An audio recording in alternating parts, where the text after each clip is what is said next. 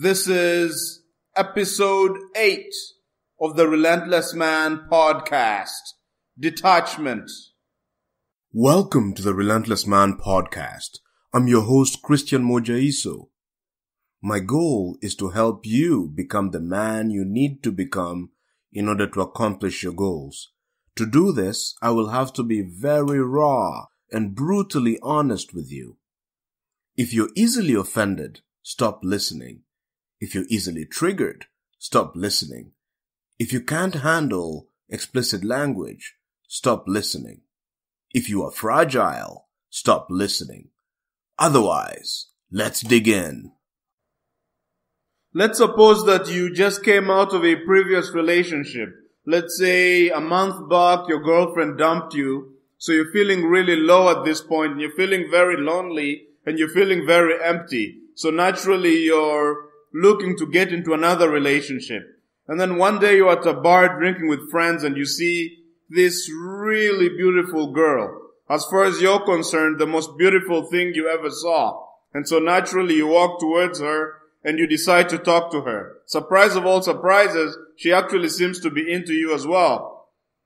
And everything about her is amazing. She has the greatest eyes, the greatest hair you ever saw. The body is just amazing. It also turns out she actually has a great personality. And she makes great conversation with you, is genuinely interested in your ideas and what you have to say. And so you exchange numbers and the relationship starts to grow. You have a couple of dates and you get deeper and deeper, more and more involved with her. Now, as the relationship goes deeper, you begin to notice certain things. For instance, when you look at her photo gallery, especially one of her childhood and one about her past, there are no men in those photos. But then you think to yourself, well, it's no big deal. She just has only female role models, and those are the most amazing people in her life, just women. It's not a big deal. So you let it slide, and you notice other things. For instance, every time she talks about men, she's always criticizing them, talking about how all of them are just lazy, and a bunch of them are just horny and want to rape women, and how men are so disgusting. But then you think to yourself, well, the men she's talking about are actually disgusting, and it's not such a big deal. She doesn't treat you like that. She actually respects you. So you let that slide as well. And then after a while, you notice something else. While going through Facebook, you realize that every single argument she ever had with her previous boyfriends was always published online. But then you say to yourself, well, but this relationship you have with her is different. Just because she treated the other men that way doesn't mean she's going to treat you this way. Of course, I'm guessing you now know how this story ends. Because eventually the honeymoon phase passes and now raw personalities come out. And then next thing you know, she's insulting you, she's disrespecting you, she's treating you like you're a piece of crap. She's probably now published your personal details on Facebook and things about your past that you thought you'd shared with her in confidence. So now you're basically in a toxic relationship and things are just going downhill from there. A natural question to ask is, what happened here? How did you get yourself into this toxic relationship? And a little thought makes you realize that the key reason was that you became so attached, so in love with this girl that you missed obvious red flags. You missed the fact that she has no men in her life that she respects. She's always talking badly about men and talking about how they're all evil and bad and rapists. And the fact that the way she handles conflicts is to post them online on Facebook for the rest of the world to see. All those red flags you missed because you are so attached to her and you are unable to look at things as they are and see that actually there's a lot of question marks about this relationship and maybe you shouldn't involve yourself in this. Let's look at different scenarios here. Let's say you're a student in school and you have an exam. You enter the exam room and it's a 2-hour exam. You have 8 problems to solve. So naturally you start and the first problem is easy, so you finish off really quickly. Then you go to the second question. You try an approach and it doesn't work. You try another one and it doesn't work. Now you're getting a little frustrated here. How could such a simple looking problem be messing with you? How is it that you can't solve this one? So you attack it again, you keep working on it, trying other strategies, different strategies, and before you know it, there's 5 minutes left on the clock and you've only done 2 questions. And obviously now time runs out, and out of 8 problems, you've done, let's say, 3. And obviously now you're failing the test. What happened here? You became so attached to solving problem 2 that you lost track of the fact that your objective in doing this exam was to actually get a good grade. And that the goal was not just to get problem 2 right, but to get as many of them right. But in this moment, you were so attached and you wanted to solve problem 2 so much that you lost track of the big picture. You got emotional and too attached that now you ended up with a bad grade and you're regretting and you're asking yourself, how the heck did this happen to me? How could I have been so foolish to focus all my energy on these 3 problems when the exam actually had 8 problems? This same phenomenon manifests itself in other scenarios as well. For instance, let's say you're attached to a particular ideology. So let's say you're completely convinced that gender has nothing to do with biology. So you believe that men behave the way men behave because they were raised with guns, and girls behave the way they behave because they were raised playing with dolls. And that if girls were raised playing with guns and boys were raised playing with dolls, then boys would be behaving like the way we see women behave, and would have girls behaving the way we see men behave. That is to say that the way men and women behave has nothing to do with biology and is all as a result of how they were raised. So let's suppose that you have this point of view, that biology has absolutely nothing to do with gender. Naturally, there is someone in the community who doesn't agree with that. There'll be someone who will say, no. The way men and women behave has a lot to do with their biology. Men are actually different biologically from women, and that's why they behave differently. So let's say you meet someone like that. You believe gender has nothing to do with biology. This person believes biology has everything to do with gender. Obviously a contradiction. You guys don't agree with each other. So you tell him about your point of view and the guy begins to laugh at you. He calls you naive and foolish. So naturally you feel insulted and you tell him that he doesn't know what he's talking about. And he tells you about how it's pretty naive and it's not smart to think that all of men's behavior can be explained just by their upbringing.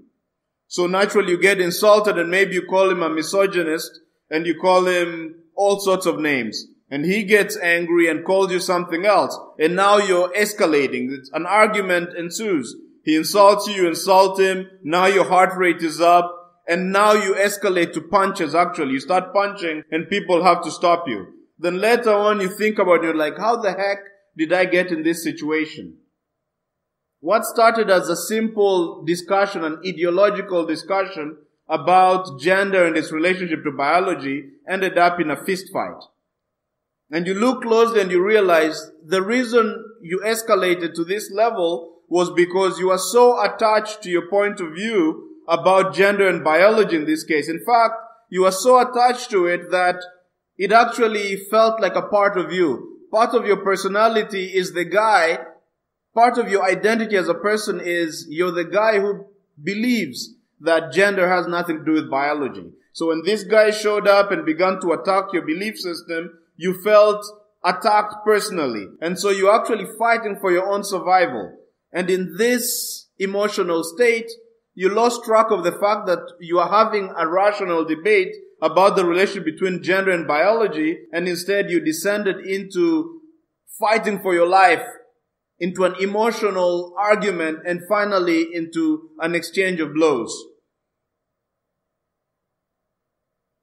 A natural question to think about is, what do these three scenarios represented have in common? In the first scenario, you're so attached to this girl that you miss obvious red flags.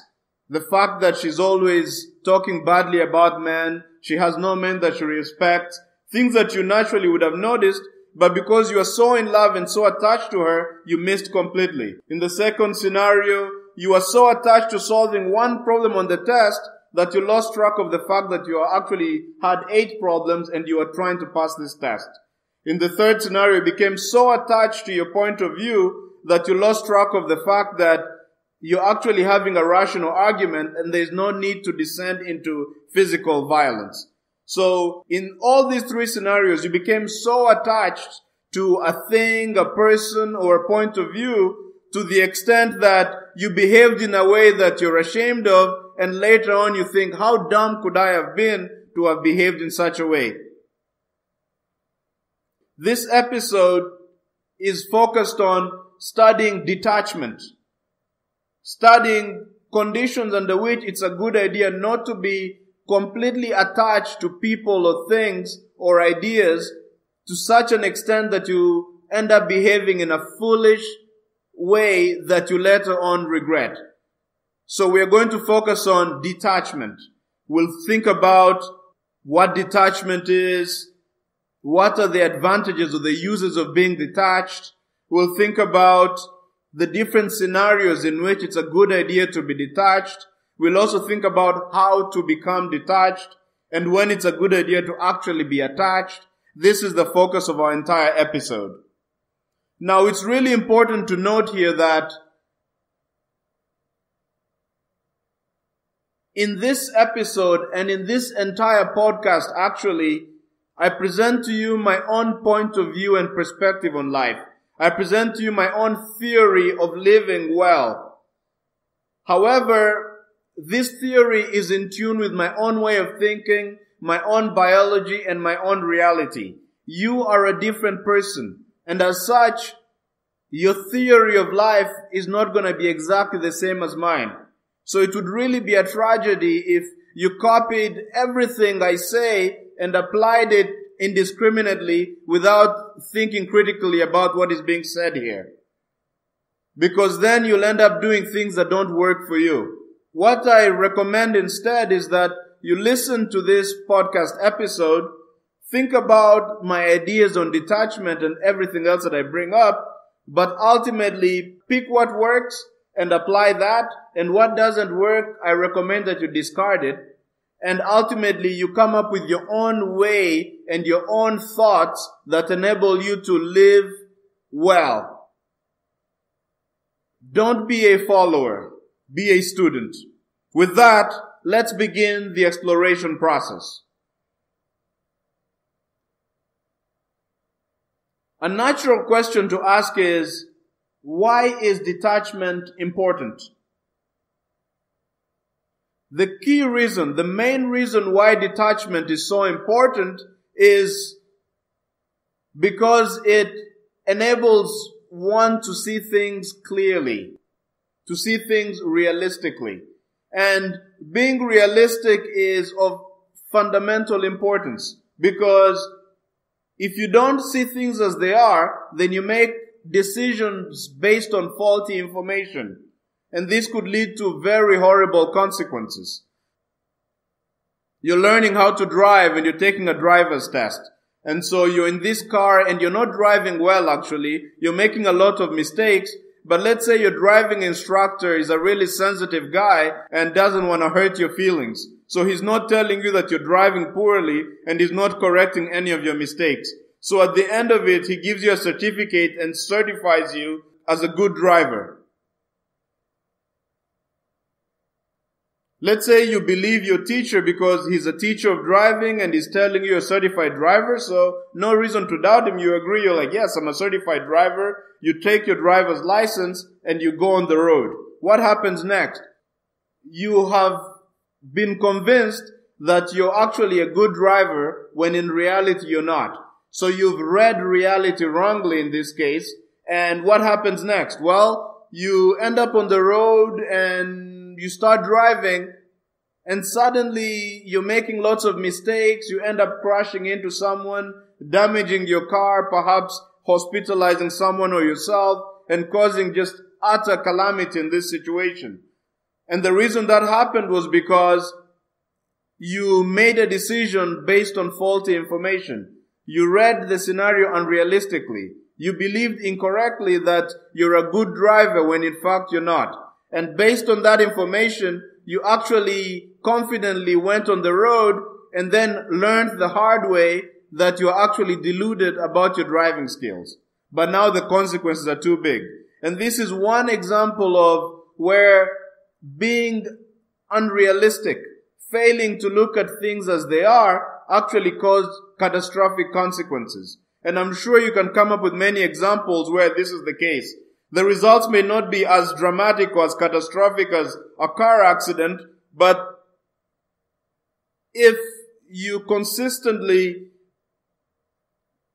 fail to look at things as they are, if you consistently fail to see things realistically, then over time you keep accruing very negative and dangerous consequences. In fact, they could add up to huge calamities, all because you never were able to read reality carefully. In fact, reality is a core message, not just of this episode, but of this entire podcast.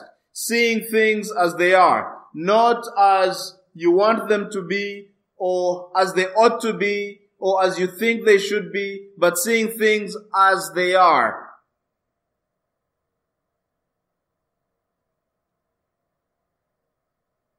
A really great value of being detached is that it enables you to see things clearly and to see reality. Let's say you're having a conversation with someone. You're seated on a table and there's this friend of yours named John, and you've known each other for quite some time, and let's say one day you're sitting down to have dinner with John. So you're having a chat, and then seemingly out of the blues, John calls you a stupid moron. What happens then? Naturally, you're angry. Why the heck is he calling me a moron? Why is he calling me stupid? So, if you're not really in touch or in control of your emotions, you're probably going to retaliate with an insult of your own. And that's if you're a controlled guy. If you're a guy who's easily irritable, then maybe you're going to descend into punches. Someone insults you and they've insulted your honor and you feel you need to retaliate with violence. And obviously, in that particular situation, you've become too attached to the emotions of the moment, the emotions elicited by the fact that John called you a dumbass, that you just escalated to violence or insults or some other negative emotional state. So how would someone who's detached behave in this scenario? So you're seated at the table and John just insulted you. You feel the anger rising in you, but you're in control. So you avoid an emotional outburst. You don't throw a punch at the guy. You don't even insult them. You're in control. So you just pay attention to the anger rising inside of you. And then you think to yourself and realize, well, John just called me stupid. But I am actually a leader at my company and people rely on me to make complex decisions. So it's actually not true that I'm stupid. I'm actually an intelligent guy. So whatever comment John is making about me being stupid and a moron is actually incorrect. So that's the first thing you've done. You've become in touch with reality. The first reality is you're actually not stupid. And you are able to see this reality because you are able to detach from the situation. Rather than being angry and bursting out in anger, you are able to notice the anger and create a distance between you and the anger. And you're able to realize the first truth, that you're actually not stupid. So the comment that John made is, at the forefront, it's not true.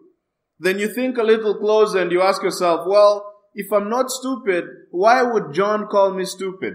And then you realize that it turns out that John actually didn't sleep enough today. He only slept 3 hours. When he went to work, his boss insulted him.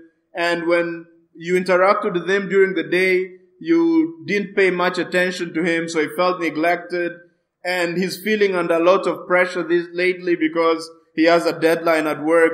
And you study all these forces and you realize that actually the reason John insulted you was not because you're stupid, but actually was because he was just going through a tough time, and this was his way of dealing with it. He was lashing out at you because he was in so much pain.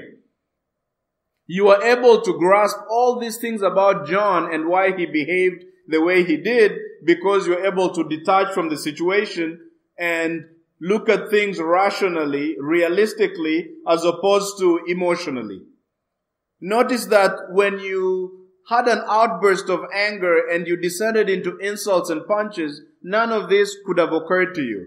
All that would have occurred to you was how they insulted you and how bad they are. You wouldn't have thought about the fact that you're actually not stupid, the fact that John is under a lot of pressure and that's why he's behaving in the way that he is. But now that you've been able to detach and see the reality of the situation, you're able to make better decisions in the future. Perhaps you could avoid John when he's under a lot of pressure. That way he never gets to insult you. Or you could make sure that John sleeps enough. That way he doesn't snap at you more often. Or you could treat him much nicer. That way he doesn't snap at you. You suddenly have a lot of options and good options because you are able to detach from the emotional situation and see things realistically. This is one situation, but there are actually many situations where detaching from the situation, either physically, emotionally, psychologically, enables you to see things clearly and more realistically. And we said before, it is of primal importance that you see things as they are, realistically, not as you want them to be or as they should be, in a sort of deluded, distorted, and naive way. So that's one primary value of detachment, is that it enables you to see things realistically. Let's now look at other scenarios where detachment and this notion of behaving in a detached way turns out to be something that's actually very important. One of these scenarios is what I think of as the small picture versus big picture scenarios. If you're going to do remarkable work, if you're going to accomplish big goals, then it's actually not conceivable that you'll be able to do this without being able to master and deal adequately with the whole idea of small picture versus big picture, the interplay between small picture and big picture. But what is this small picture and big picture? Let's delve a little deeper into that. Let's say you're a public speaker, and in the case of making a public speech, you need to have a big picture. The big picture is the strategy you're going to use to make that speech. In particular, the major points you're going to talk about. A good public speaker will show up and maybe have 1, 2, 3, maybe 4 points that they need to make in this public speech. So those are the 4 main points. That's the big picture. And then the small picture is the things that they actually have to say during the presentation. The actual words they're going to use, the phrases, the metaphors, etc. would be the small picture. And a good public speaker is the one who's able to make the small picture conform with the big picture. Now, how does detachment come into play here? Well, let's say you're a public speaker and you go in and you just start talking.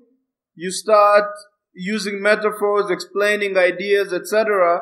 But they don't seem to be logically connected, and they have nothing to do, or it's hard to see how they explain the main points of what it is that you're trying to say. So you came in front of an audience and you had to speak about 4 main points. But then as you began the presentation, maybe for a while there you were talking about the first point, but then in between the speech you became derailed and you kept ranting and rambling and talking on and on and on about that one point. and then you got mixed up and suddenly you ended up not talking about the 4 points, or the 4 points were not really clear to your audience. Well, in that case, you've made a bad speech, and very likely the audience hardly understood anything you had to say. And the reason was, when you began the speech, as you were making the speech, you became so attached and lost in the small picture, that is the actual words and statements you were saying, that you lost track of the big picture, the main point of the discussion, what it is, the main points that you're trying to make. Let's imagine a different scenario. Here, you know what the big picture is, you know what the 4 main points are, but when you stand up to speak in front of the audience, you don't explain the main points clearly. So you end up basically just listing the 4 main points you had to make and not really delving into what the points mean. In this case, you've been really detached from the small picture. You focused on the big picture, the main points that you had to make, but there was no meat there. You didn't explain yourself clearly enough for your audience to understand why the 4 main points were important. In this particular case, you've also failed as a public speaker because you failed to explain in detail what you're talking about. You became so detached from the small picture that you focused too much on the big picture. In the previous scenario, what we saw was you were so attached to the small picture, the details, that you forgot about what you're trying to say. You lost the big picture. So what does a good public speaker do? Well, a good public speaker is the one who's able to, while he's speaking and making phrases and ideas, he's still in touch with the big picture, the main arguments that he's trying to make. That is, even when he's speaking, he has the big picture in the background somewhere in his mind. That is, the good public speaker is both attached to the details of the discussion, but detached enough to keep the big picture in mind. He's both attached and detached. This is actually an art of a great public speaker. Let's say you're on a soccer pitch and you're part of a soccer team. And what's the big picture in that scenario? Usually the coach is going to give you a strategy. Maybe the strategy of the coach is that you have to make sure that the opposing team plays in their own half of the pitch. So you want to control more than half, maybe 3/4 or more of the pitch, and have the opponent confined, the opposing team confined to a small space, and the coach believes that that is the best way for you to win. That becomes the big picture, the coach's strategy for the team. The small picture is the actual maneuvers you have to make as a soccer player. The passes, the dribbles, the shots to the goalpost. That's the small picture. Now let's say you're a player and you listen to the coach's strategy, the big picture, but then as the game continues, let's say you get fouled or something and you get angry, or in the heat of the moment, you feel like you really need to play more aggressively, etc. So the emotions get to you so much that you abandon the coach's strategy. You now start dribbling excessively, you're not passing as much, and in particular you pass the ball to defenders, and thereby allowing the opposing team to actually come into your own half of the soccer pitch. So suddenly you've now violated the entire strategy, which was to keep the opponents on their own side of the pitch. Now you have them on your side of the pitch. Here, you violated the coach's strategy. You've become so attached to the details, passing the ball, the details of the game, that you've lost track of the overall strategy. And what happens here is that it's possible that because you violated the coach's strategy, the opponents are now on your half of the pitch and might end up scoring a goal, which reduces the chances of your team winning. And here the game was lost, or at least a goal was scored, because you and the rest of the team were so lost and immersed in the details, in the heat of the moment, in the game itself, that you lost track of the big picture.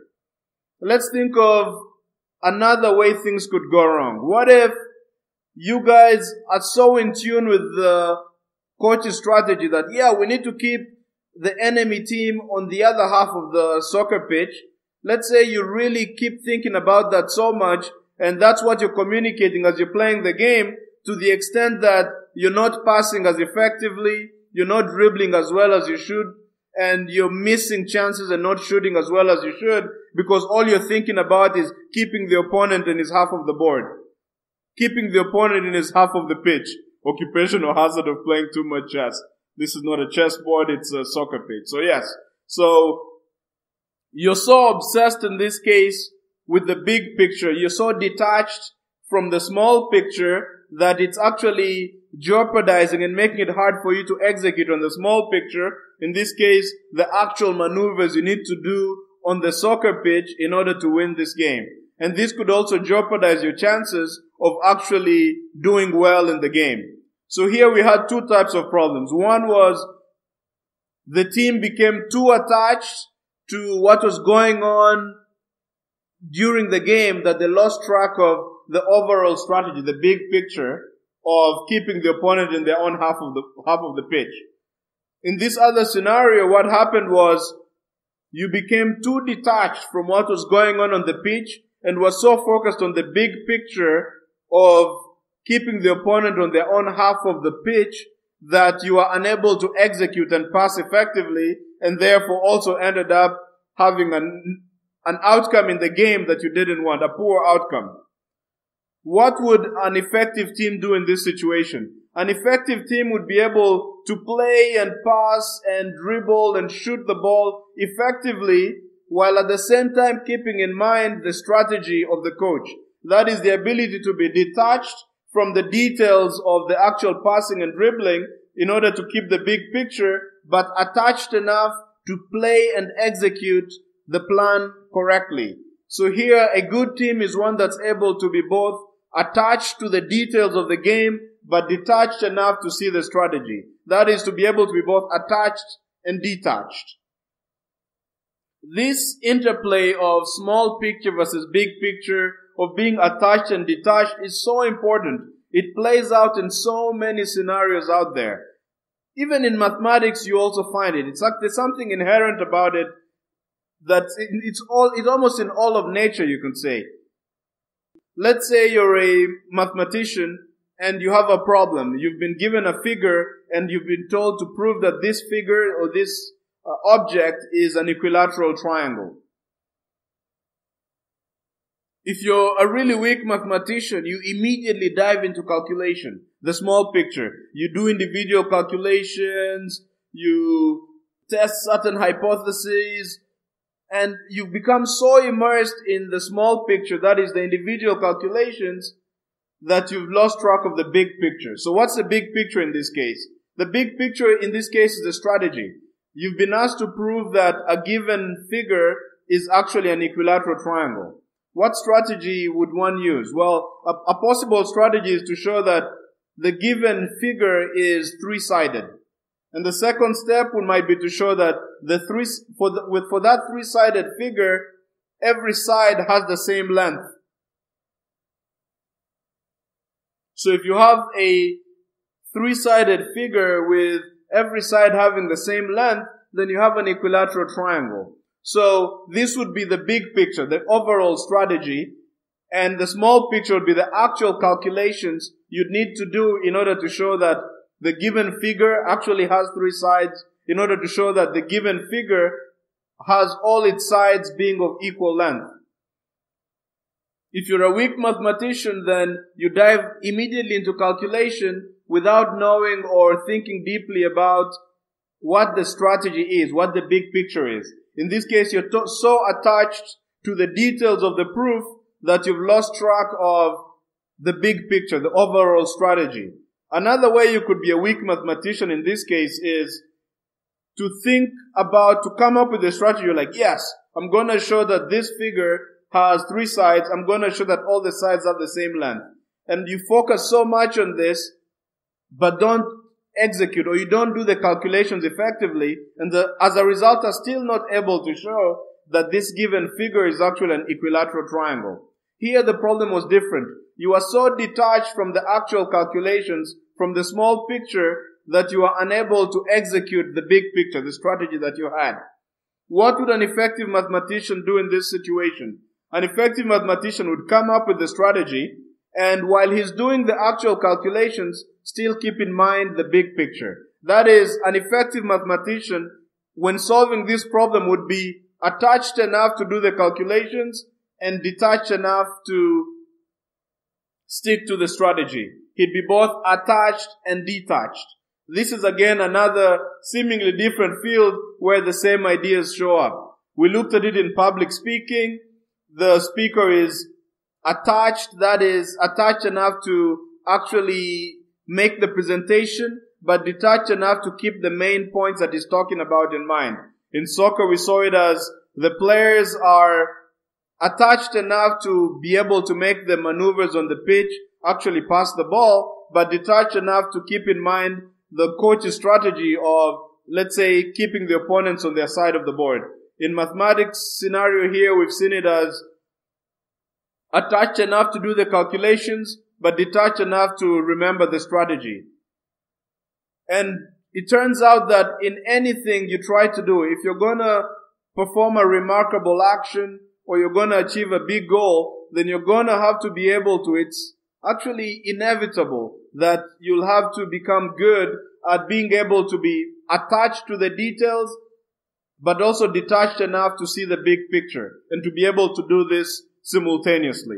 This is again one scenario where it's of vital importance that you're able to see to be both attached and detached. Another scenario where it's very important to think about detachment or to be detached is in the case where you're trying to understand yourself. If you're trying to accomplish any goal, any big goal really, or anything remarkable, then it's really not possible to do it. It's unlikely that you're going to be able to accomplish big goals if you don't have a deep understanding of yourself. If you don't know how you behave, how you react in the different conditions, what your strengths are, what your weaknesses are. If you're not able to do this, if you don't know yourself, it's unlikely that you're going to achieve remarkable things or achieve big goals. It turns out that if you're unable to detach, if you're unable to study yourself in a way that, the same way that a scientist studies a rat in a lab, for instance. You have a rat in a cage and there's a scientist studying the rat. Usually the scientist is not emotionally attached to the rat. He's just studying it. He maybe drops in a piece of cheese and realizes, it took the rat 2 seconds to eat the piece of cheese. He records that in a notebook. And the rat ate a certain portion of the cheese block. And the rat slept for 5 hours, etc. The scientist is detached enough from the rat in the cage that is able to understand and study very meticulously the behavior of the rat and maybe come up with groundbreaking theories about the behavior of the rat. It's important, if you're going to understand yourself, to treat yourself like a rat and study yourself like a scientist would.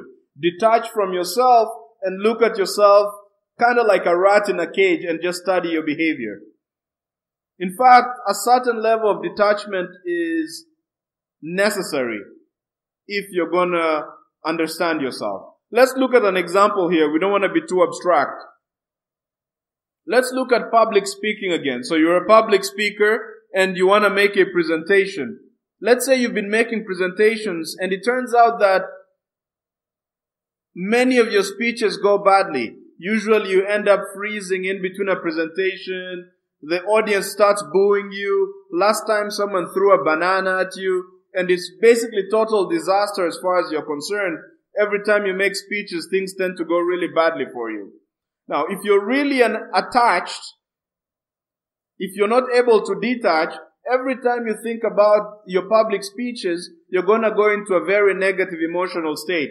You're going to remember the pain of getting stuck, the pain of the audience members laughing at you, the banana as it hit your face because the audience was so angry at you that someone threw a banana. If you focus on these events, if you're so attached emotionally, this is all you'll be able to see. And you end up learning nothing about yourself really from the given situation or about your public speaking skills. But however, if you're able to detach, then you can learn something. In this particular scenario, you could zoom back to, let's say, the moments before you make your speeches. If you're super emotional and attached, then maybe you'll think about how the speech went bad. But if you're detached enough, you could think about and try to study your behavior before the speech. And when you do that, you realize, oh wow, I was actually shaking really hard before that speech. My heart was beating really fast. I was sweating profusely. In fact, every impulse in my body before this speech was telling me to run away. You look at these facts about yourself in a detached way, not emotionally, not even with judgment, saying whether they're good or bad. You're just analyzing your behavior before the speech. And you look more closely and you realize, perhaps the reason I'm behaving this way, the reason I behave this way before speeches is because I feel like making a speech is going into a dangerous situation. The way I'm reacting is the same way that someone would react if they saw a lion that was about to eat them. Perhaps in my mind, I'm thinking that the audience is going to eat me, or it's going to be a very dangerous life or death situation. All this information you're able to glean from the situation because you're able to detach and just look at your behavior and your emotions before making the presentation. And now suddenly you're more armed with the reality of the situation. You have an understanding of yourself and your behavior before making public speeches, and you're able to now make decisions on what to do next. Perhaps you now might realize that before making speeches, you could create a ritual where you remind yourself that you're not going into a dangerous situation, that the worst that could happen is that the audience doesn't like your presentation, that in fact the audience is not going to eat you up, and you're not in front of a lion. It's no big deal. It's just a presentation. It's just a speech. It might be that this is what you need in order to give you the confidence to actually deliver and make a good speech. The reason you're able to learn this about yourself and change your speaking career was because you're able to detach enough from the emotions and the feelings of being a bad public speaker to be able to study and understand your own behavior before speeches, and as a result were able to change how you make speeches and make your career a little better. This is one scenario, one example of where it's really a good idea to be able to detach in order to learn and study your own behavior and know thyself, as they say. Because if you don't know yourself, it's really going to limit how far you progress and how far you go in accomplishing your goals and doing remarkable things in the world. And this is, of course, the same attitude. It's really useful when you're trying to understand others. If you study human beings the way a scientist studies a rat in a maze, then without emotion, just completely detached and understanding people's behavior, then you'd be able to gain deep insights about how people behave, what motivates them, what are their strengths and weaknesses, and this will make you much better at the social game. And as we've seen many times, the social game is inevitable. There are very few people who are able to survive and live well without playing the social game. And if you're going to accomplish your goals, chances are you're going to need to work with people. And if you're going to work with people, then you're going to have to understand them. If you're going to understand people, then you're going to need to be detached enough to understand them. Another scenario in which detachment plays a huge role is in the issue of empathy versus compassion. And yes, there's actually a difference between empathy and compassion. When you're empathetic, it means you put yourself in someone's place, you feel what they feel, and you mirror, in a sense, you channel the other person. For instance, let's say your friend just lost his job and they come to you and they're feeling angry and they're crying and they're bitching about the boss and how the boss didn't understand, how the boss is lazy, how the boss doesn't care, etc. If you empathize with your friend in that situation, what you're going to do is you're going to feel the way it feels to be fired. If they're angry, you're going to join them in the anger. If they break down in tears, you're going to break down in tears.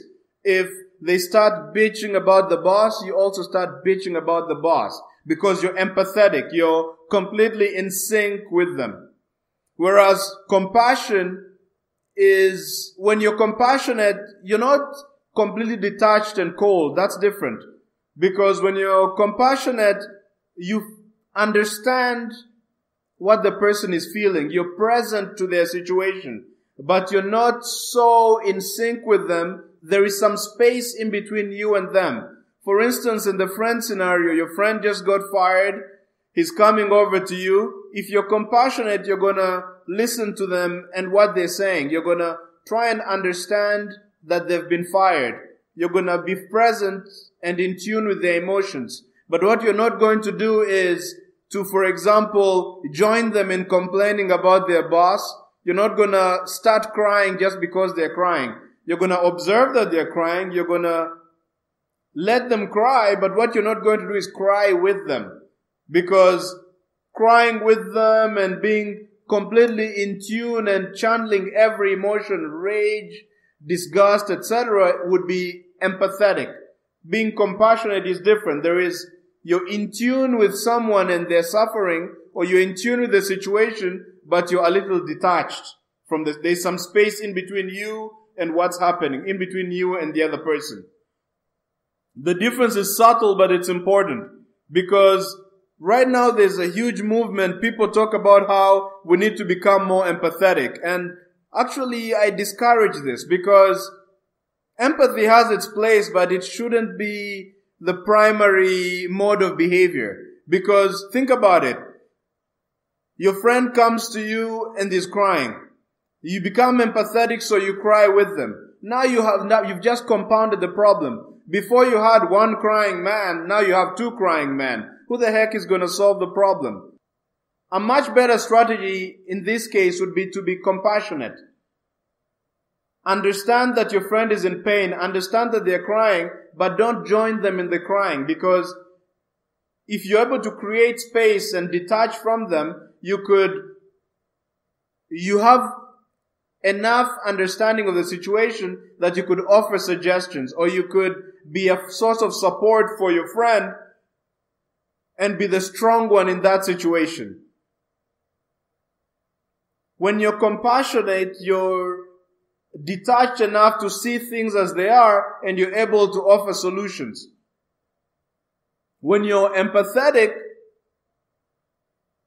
in many situations what happens is you get drawn into people's drama, and now you're in the same horrible state that they're in. Someone is angry, you join them in the anger. Now we have two angry people. Someone is in a very bad mood, you're also in a bad mood. Now we have two people in a bad mood. Someone is crying, you join them in the crying. Now we have two crying babies. Just not the place to be. We need instead it's much more recommended to be compassionate. Create some space in order to understand the situation and not get lost in people's drama and people's problems. We've seen that being compassionate is a recommended course of action. But are there situations where being empathetic is a better idea? Well, the answer is yes. Such situations do exist. For instance, there was this this female scientist who was studying apes at some point. Now, usually before her, the scientists used to study the apes in a very detached way. They just maybe pick up a notebook and note the behavior of the apes, and then try to construct a theory of the social behavior of these apes. Now, what this lady scientist was able to do was she decided to become empathetic, to empathize with the apes. So she sat where they sat. She tried to eat what they eat. She tried to feel what they felt. As a result, she was able to gain deep insights into the social behavior of these apes that the other scientists had never been able to get. And this was all because she was able to empathize and feel what they feel, act as they act, and be them in a sense. Be them. And this empathetic attitude enabled her to understand in a very deep way the social nature of the given apes. In this case, it turns out that the empathetic approach was more valuable or worked better than the compassionate approach. So, with this story, I'm not sure if I have the details right. I don't remember what kind of ape it was or just how empathetic she was, but what I do recall, you could look it up in the book Mastery by Robert Greene. There's a chapter where he talks about this lady and the way she worked with the apes. But the whole idea of it was that, in this case, being so in tune and being empathizing, thinking inside of the apes gave the lady a deeper perspective on their behavior. And so actually, it's very conceivable that there are many situations where behaving in an empathetic way is the best course of action. But the point I'm trying to make here is that these situations are not as many. As a general rule of thumb, it is not a good idea to lose your cool, to become so emotional and so drawn and so engrossed in the details that you lose your head and are unable to see things clearly. That is, most of the case, it's a good idea to be compassionate. You want to be in touch with what's happening, but you want to create enough space for you to see things clearly and to be able to act accurately as a result. However, whether to behave compassionately or empathetically, whether to completely detach or be very attached, is really a question of your personality and also the situation in which you find yourself. Some situations require you to act compassionately. Other situations require you to act in an empathetic way. Ultimately, as I mention always, life is complex. So there is no one answer. I cannot tell you, you always have to be compassionate. Just as I cannot always tell you, you always have to be empathetic. It all depends on your reality. All I could do is recommend rules of thumb, but ultimately the decision is up to you, whether to what degree you're going to be compassionate, to what degree you're going to be empathetic. It's an art form, deciding when to attach and when to detach and just how much to detach. We've now talked a lot about the different scenarios in which it's a good idea to practice detachment. We looked at examples at the beginning about how detachment enables you to see things clearly and to be realistic.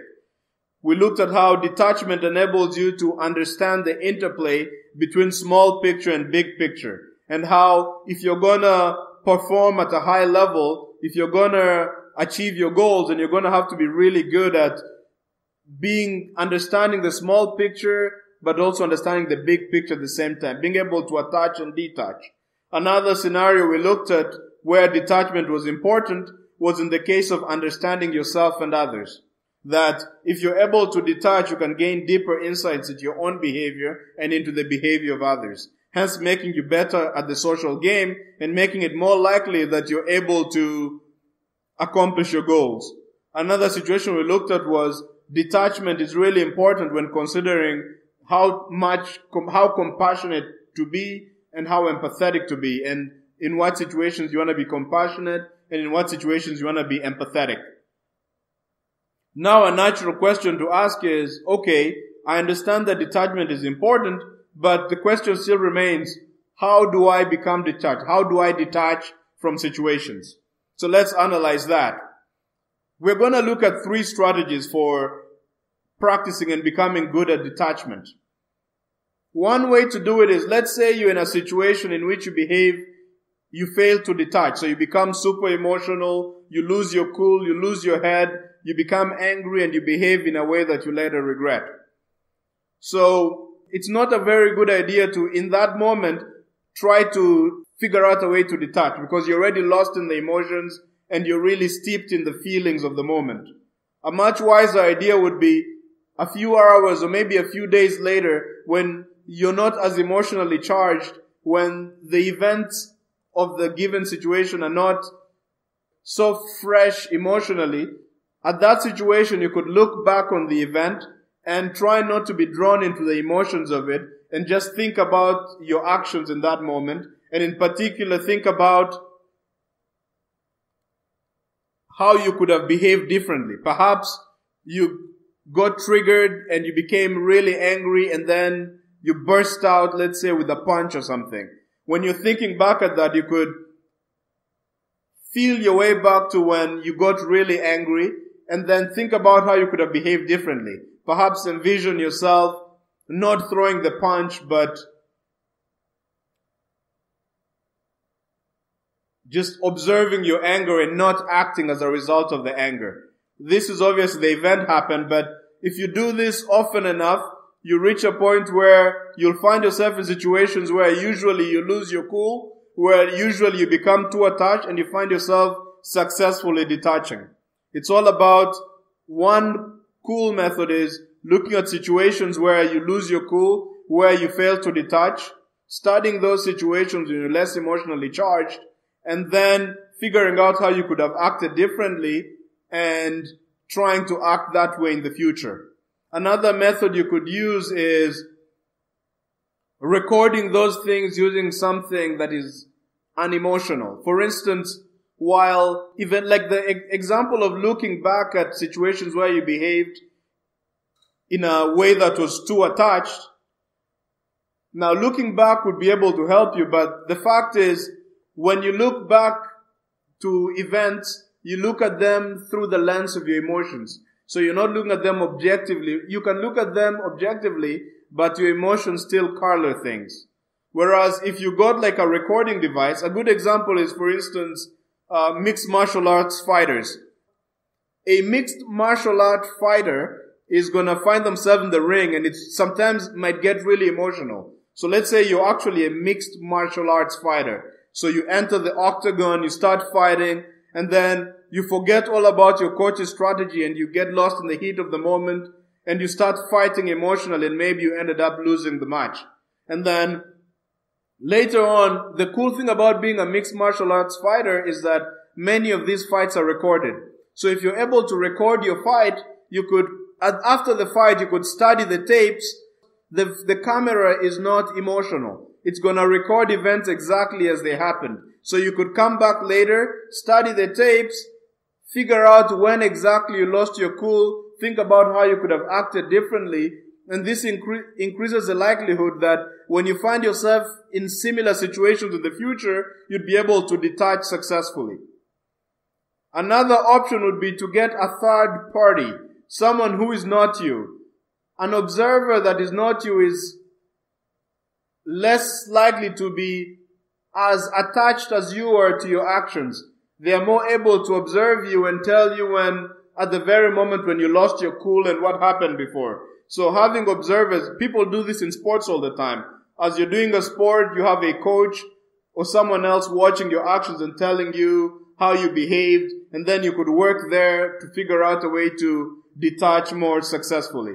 These are just 3 strategies that I could think of how to detach, but the strategies might not work for you exactly, and it's likely that there are other strategies that actually work. So I encourage you to use your own brain and figure out what works for you. What methods enable you to be able to detach from situations, detach enough to be able to see them clearly and to act effectively.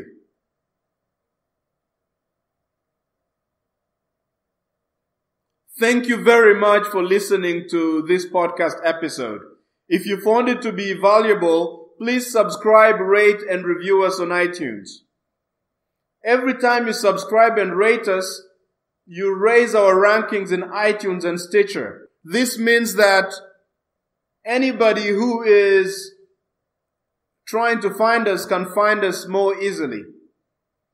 Every time you review us on either iTunes, Stitcher, or any other podcast app, what happens is that you help people who are on the borderline, people who don't know whether they want to listen to this podcast or not. Your review will help them decide whether they want to listen to it or not.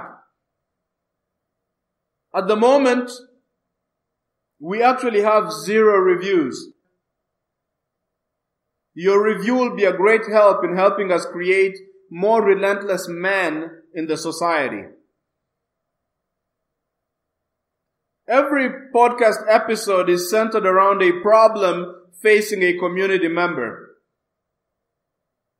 So if you do have a problem or if you do have a question that's really bothering you, please email me. My email is in the episode description. In particular, if you're having difficulty deciding what the biggest problem in your life is, consider engaging in a thought experiment. Suppose you met a magical sadist, and this magical sadist was gonna chop off your balls. It's a done deal, your balls are gone. But in exchange for chopping your balls, he offers to solve one problem in your life. So the question is, what problem in your life right now is so bad that you'd be willing to consider losing your balls to see it solved? Please email me your ball problem. And it's possible that I will make a podcast episode centered around exploring and tackling this ball problem of yours. If you know anybody who would find this podcast valuable, please tell them about it.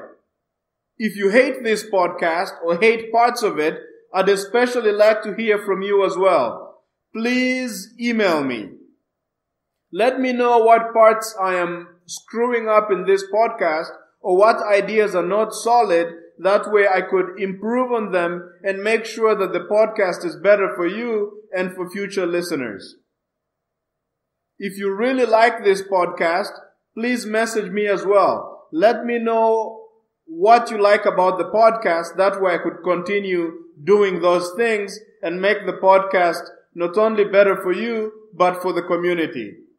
Thank you once again for listening to this episode and hope to see you in the next episode. Bye.